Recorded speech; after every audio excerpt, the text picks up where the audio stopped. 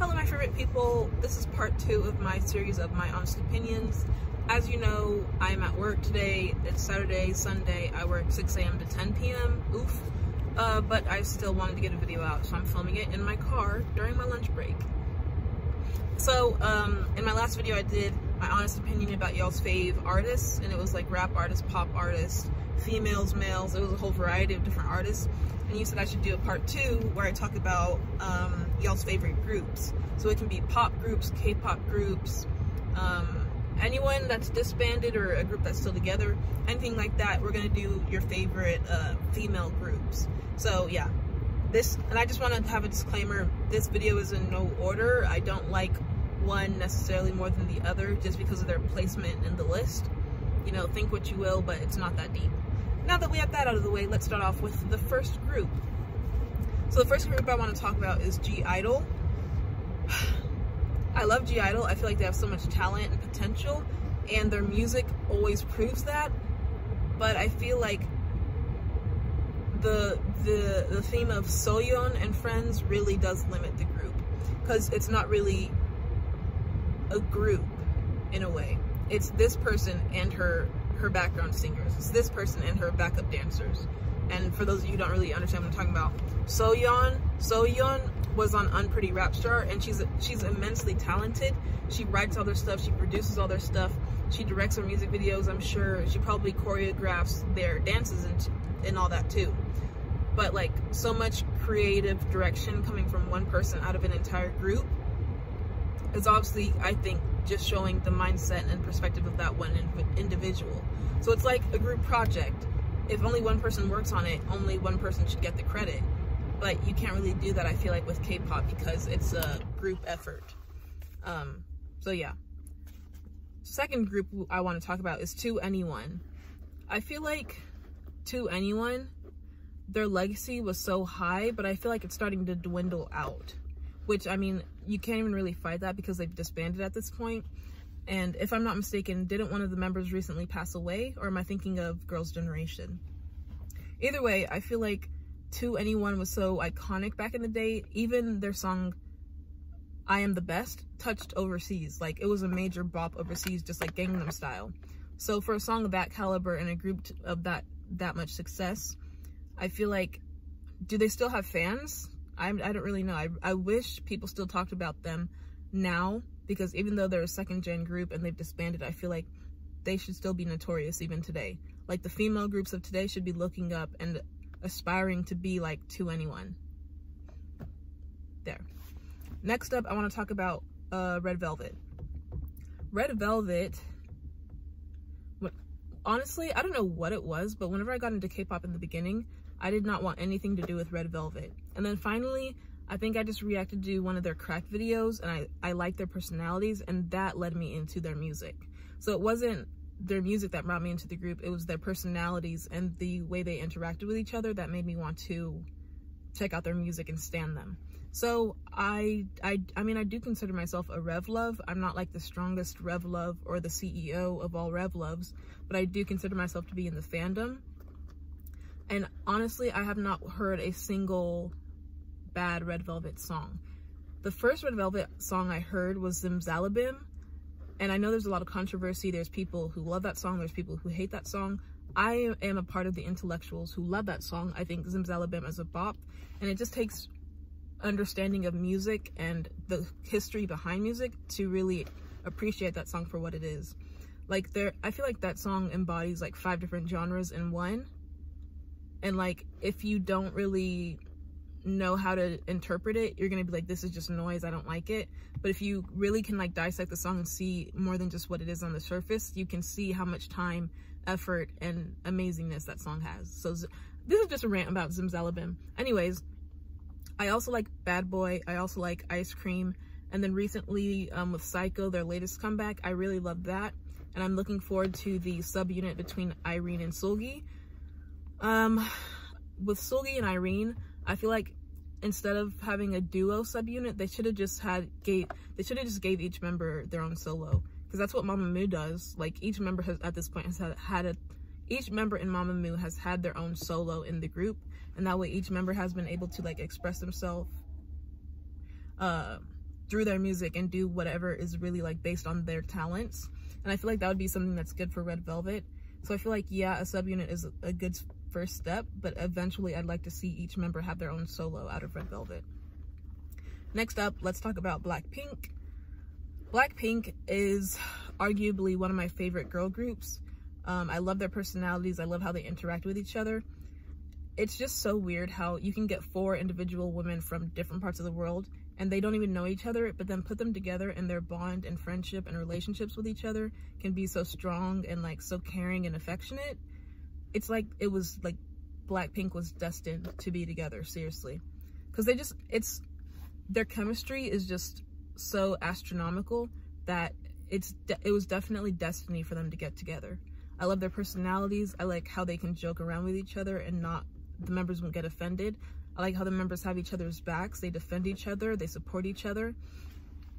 And I feel like Blinks have gained those traits from seeing how strong and loving the members are for each other. A lot of people think Blinks are toxic and like are a bad fandom, but honestly, I wouldn't necessarily say, yeah, every fandom has someone who's toxic, but I don't think you can categorize Blinks as like overall just a toxic fandom. They love their girls, they love their members, which is what it literally means to be a stan. You're supposed to support whatever idol you choose to like. And I feel like Blinks do that, and like they do it so properly that people think it's toxic. Which, I mean, honestly, to me, that's just a compliment. Like if you're supporting someone so much that they say that you're toxic, that just means you're doing your job. So Blinks, keep doing what you're doing. Next up, let's talk about Twice. I love Twice. I love their music. I love all the different craziness and just randomness that the members have on reality TV shows, on variety shows. It's the relationship between the members and how different each personality is that makes Twice so lovable. And on top of that, I like their concept of like girly pop, I guess you could consider them, because they're not like ITZY where it's like the cool girl concept. I feel like Twice is more like kiddish, which is ironic because they're the older group. But yeah, I love the chemistry the members have in Twice. Though I must say, obviously I love that all 9 members are there. I just feel like by having so many members, it makes it harder for each member to get an efficient amount of time to shine in music videos and during songs. I just feel like the parts to be broken up evenly. Obviously there will be other members who get more opportunity than others. So that's the only downfall I feel like with Twice. By having so many members in the group, sometimes it can be hard to evenly distribute opportunities. My bias has never been the same. Since I started liking Twice, it's been changing. Freaking 1 minute it was Jungyoung, next it was Jihyo, next it was Mina, next it was Chewy, next it was Nayeon. And the only one who's ever been consistent for me has been Nayeon so far. Like, it's always Nayeon and someone else. So maybe, I don't know. Is Nayeon my ultimate? And then the others are just like a bias breaker or whatever you call it. I'm OT9, whatever, who cares? Next up, let's talk about Mamamoo. Mamamoo is the ultimate K-pop girl group for me. They were what got me into K-pop from the very beginning, and Moonbyul is who immediately caught my attention in the group. I do consider myself OT4, but I do have like a special place in my heart for Moonbyul. I don't know why, I just feel like I relate to Moonbyul the best, and I like her personality the most. Obviously, Wee Pup, once you wee in, you can't wee out, some wee-ins up there too, but I just feel like I connect with Moonbyul, and I see myself the most in her. So that's why I choose her as my ultimate. It's not even really a choice, it just is. Like, it's ridiculous how much I love Moonbyul. Mamamoo as a group, I feel like they are a group who does not get the respect they deserve. They are immensely talented, they have so much potential, and I feel like they've reached their potential and they have so much more to go. It's just, I feel like the controversy behind the group and the fact that they are not a part of the big 3 is hindering them from surpassing where they could actually go in their careers. Because instead of thinking about their talents and accolades, whenever people who aren't in the fandom hear the name Mamamoo, the first thing they want to do is hate, or they talk about the controversies the groups have, or each member has. Which I don't really know how we can switch the narrative behind that. Maybe if the girls started doing like public speaking or like volunteer work. But honestly, I feel like it's at a point where with K-pop fans, they're not going to change their opinions unless they want to. So Mamamoo could donate $1 million to any charity, and I feel like antis would just say, oh look, they're bragging about their money. So there's that on that. Mamamoo, my ultimate #1 K-pop group. I'm starting to sweat. It's getting hot in this car. So let's keep going. Little Mix. Little Mix is my favorite girl group outside of K-pop.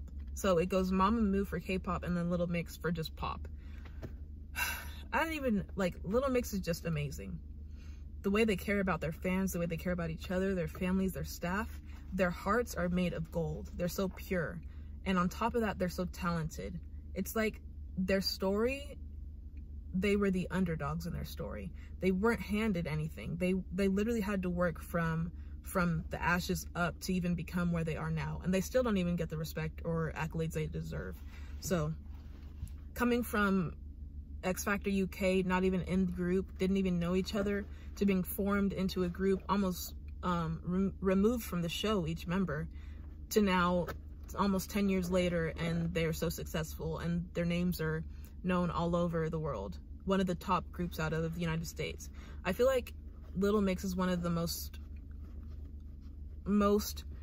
underappreciated groups to be proud of. Though they don't get the recognition they deserve, you should still be happy with how far they've come, basically. And the members are just gorgeous, so there's another plus. Like, Jesus just blesses people, but yet he forgot to bless me, and I'm forever salty at him, but like, it's okay because he's God, so, you know, whatever. Okay, let's do a speed round. I want to talk about AOA. AOA, whenever I think of AOA, the first thing that comes to my mind is their performance on Queendom, the one that's like, I think the backstory on AOA is kind of sad, how they had originally, I think it was 8 members, and then it went down to 5, and like this past year was their first time coming back to the stage. I just think the whole downfall, I'd say, of AOA is really unfortunate, because they do seem like a group that at one point was like unstoppable. So it's sad to see how, oh my god, I'm glistening, but it's like not a good thing because it's all sweat. Yeah, so it's sad how to see the downfall of them, but I wouldn't consider it really a downfall because they're still here. Anyways, let's move on to Dreamcatcher. Dreamcatcher, I don't know. I feel like there's just something missing with Dreamcatcher. Obviously, they have a lot of talent. Their concept is different. I feel like Dreamcatcher is a mix of rock, girl groups, and boy groups all together, which is like an amazing thing. Like, that's not something you see all the time. It's not typical. So I feel like they have the ability to get a lot of new fans who are looking for something that's not on the ordinary. It's just, I don't know. I feel like there's something missing. I don't know if it's the PR. I don't know what group or what management team they have, what company. I just feel like with Dreamcatcher, there's something lacking there. I don't know why. I don't know what it is. There's just something. Next up, Everglow. The only song I've heard by Everglow is Adios, and might I say that's a great introduction to the group. Adios is a bop. I don't really know anything else about the group. I just wanted to mention them on the speed round because I do want to get into them and learn more about them. Next up, A-Pink. The first song I heard by A-Pink is Dum Durum, and that was recently. I reacted to that, I think, in my reacting to your favorite girl group music videos or something like that. But yeah, Dum Durum, amazing, a bop. I loved it. It was phenomenal. Literally. I feel like whenever I listen to that song, I'm like sliding down a pink sundae into a pool of Skittles. If that makes sense. I don't know. G-Friend, next up. G-Friend, I don't know. I like G-Friend as people, but their music does not connect with me. I feel like it's too girly, too sensitive, too childish in a way. I mean, the fandom's name is literally called Buddies. That's just not me. I mean, I wish I could get into them because I like, what's her name? What's, the Jackball, I think. So, it starts with an S. The one who's like kind of mean, but is actually really nice. And I like Unji. She's kind of like sweet, but I don't like how she uses that sweetness to like portray herself in the media. I don't know. I just feel like G-Friend is too Lolita concept. CLC, the only song by CLC, oh my god, the only song by CLC that I've heard is No. I liked that. I wish I could get into them more, so y'all recommend more music by them. And Brown Eyed Girls, the last group I want to mention, I've heard a lot about them recently. Their names have been like all over Twitter, all over TikTok. Maybe that's a sign that I need to check them out. I couldn't tell you a single song or anything about Brown Eyed Girls, but I do want to learn. So yeah, this speed round was mainly just like groups that I've heard about or have not heard about, but I want to get into more. So if any of the groups that I mentioned you stand, let me know what it is I needed to learn about them. Are there any groups that you wish I added on the list? I don't know, let me know because I can check them out. These are just the ones that came to my head off the top, and I decided I want to talk about them. So yeah, do you agree with any of my comments? Do you disagree? Was I wrong about anything? Let me know. I need to get out of this heat. This car is boiling me alive, as you can see. That's not glow, that's just sweat. So I'll catch you guys on the next one. Yeah, subscribe if you're new here. Also in the description and pinned comment will be my second channel. I'm trying to start that one, so once that hits 1K, I'll be posting on there, and I hope to see you over there. It's just more content, so you might as well go. Like the video, 400 likes, bye!